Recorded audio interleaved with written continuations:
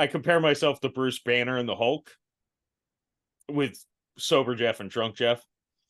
And like right now, like I'm slowly voluntarily giving the wheel to the other guy.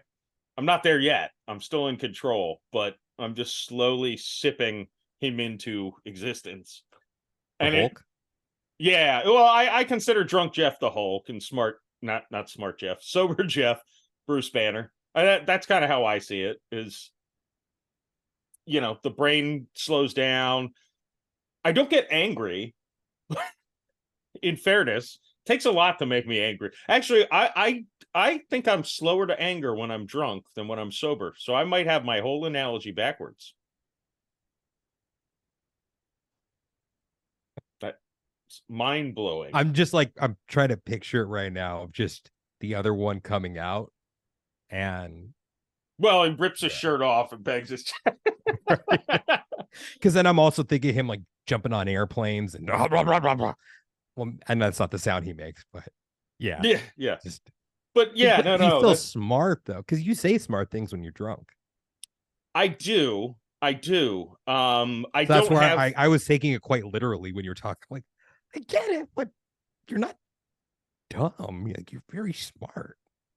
Yeah. Sorry for jumping in there. No, you're right. And at sometimes I think drunk Jeff is more capable of saying smart things because the inhibitions are lowered. Well, look, I want to shed some light on a day that is Pinellas County. Oh, please do. What's it like? How many naked men on meth at the bus stop did you pass today? That's what I want to know. Let me think. None of them were naked. Oh, the meth, I can't vouch for. Yeah. But look, it was a normal day. Like, today I had to wake up. I got some BOGO Wendy's Uber Eats to my house. Normal Very day. nice. I took my mom to a doctor's appointment, went to a liquor store. I got some work done, a little bit, and then a buddy said, "Hey, do you want to microdose and go see Guardians?" And I'm like, "Well, do you have the drugs?" And he said, "Yeah." And I'm like, "Well, yeah." So microdose what? Like, we all want to know. We're on the edge of our seat. Mushrooms. What was on the menu? Shrooms was the selling point, and then he Okay, also had a little bit of that Sonic hot dog ingredient. Yeah, that's a good one.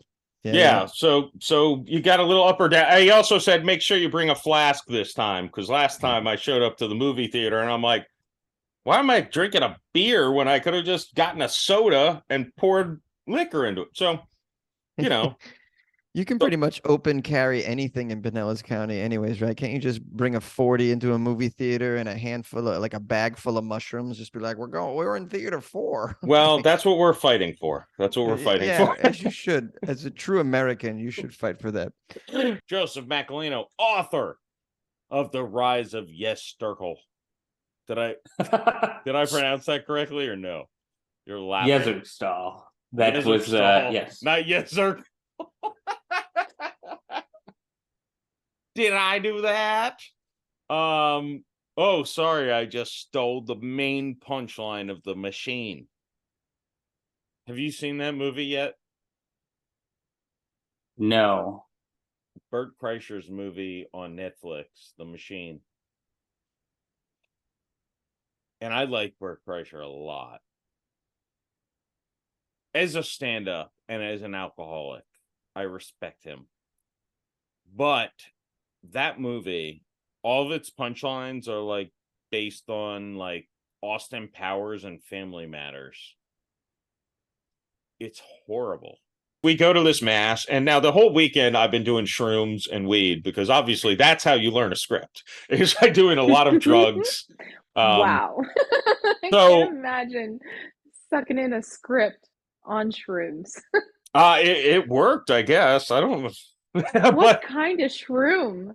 Like golden teachers or? My buddy got, it's like a chocolate bar, but there's shrooms into it. Some of them taste very chocolatey. Some of them taste like chocolate bar you dropped on the ground. And dropped in some dirt. Yeah, so I think the potency might vary depending on the quadrant. And it was only like, a little microdosing type thing. Nibble. And then a lot of edibles, marijuana. I'm just thinking, man, if that's like a visual mushroom, I don't like, how do you even read the words? You know, No, it's just like, whoa. it's more of a head floaty kind of thing, you know, because I wasn't drinking, because I was also trying to lose as much weight as I could for this movie. So I was not drinking. So I had to do drugs, obviously, because I'm a healthy person. The natural, yeah. So option. I was holding myself to 900 calories or less a day, and 100 of them were like edibles. So I was in a great mental place. But I go to this Christian church. Maybe first time I smoked weed, I was 27. Oh wow. So it was like I never smoked weed because it was illegal and I didn't want to. And then I'm like 27. I'm like, sure, I'll try cocaine. So he just tells his whole life story, and he mentions early on he doesn't drink because his father drank and he was a shitty drunk. He beat his mom. It sounded like he didn't directly say it. I'm like, okay, he was a shitty drunk. I understand why you don't drink. Yeah, sort of judgment or anything. But he's talking about his roommates, and they were evil, and he had to get them out because they drank. And then he told the story of one night I was weak, and for the first time I drank tequila and alcohol. It's the devil. It makes you do things. The devil is in the alcohol. And I'm like, oh, whoa. Hold the fuck on. Just because you're a shitty drunk, sounds like it runs in the genes, but just because you're a shitty drunk, do not bring my best friend into this equation and call him the devil because you can't handle it. Yeah, alcohol is encouraged. It makes it easier for the participants in the conversation and for the listeners even. It can. It's a win-win-win. I sent you a quote from Herodotus talking about the Persians. Yeah. So that's been on my mind. Yeah. I actually I'm going to pull up that quote because I had never heard this before. Okay. And I absolutely love it. And now I want to talk about it. I've been holding back.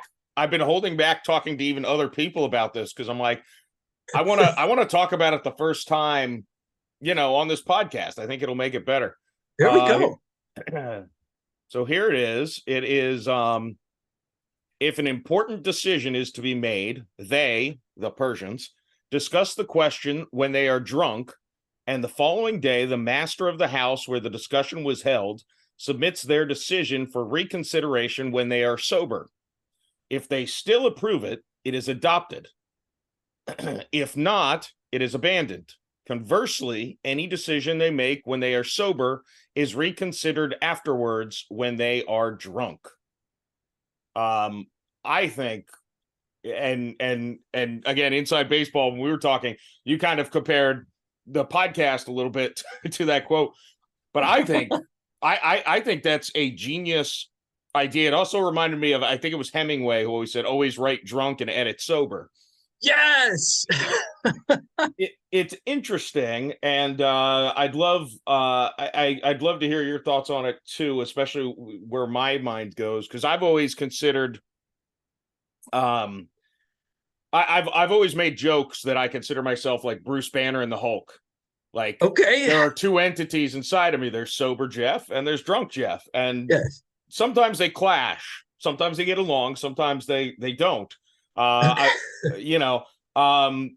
it's almost like, and I don't want to say split personalities, but because it's same ethics, same morals and things like that, but different stressors, different interests, different different personalities. And my thought is, well, it makes a lot of sense to do things that way. Like if it makes sense drunk, that might not mean it makes sense.